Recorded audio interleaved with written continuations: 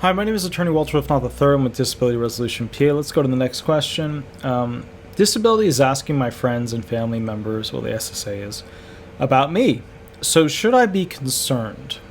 Yes, always be concerned about a program that you are relying on to feed you and provide health insurance for you for the rest of your life. You don't know what they're going to say. You should go find out. You don't know what they're going to put down. You should go find out. You don't know if they really know who you are, considering that you may be the impaired person that which you haven't shared with them, that they're getting information from people who don't really know you or haven't known you for like 2 years. You should go find out.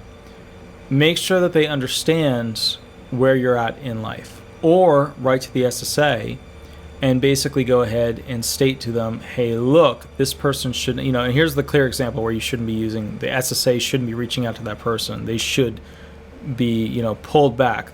The chain should be pulled back on the SSA to say, hey, whoa, you're doing something improper here.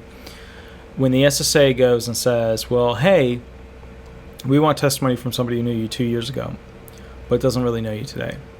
Now, if you're claiming that you were impaired 2 years ago, that might be valid. But if you're claiming 4 months ago I just filed, there's a problem. The SSA should not be obtaining benefits from that person unless they're trying to get something about what you were back in the day, which is not really relevant to the 5-step sequential process and should not be considered. So if it's somebody that they're saying, hey, but you haven't seen them in 6 months, then you can always talk with the person, explain to that person what your impairments are and how they limit you about your testimony.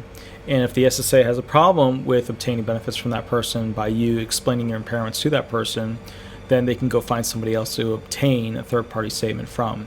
Because the SSA's questions on their forums are in general not misleading. They are just pro-SSA.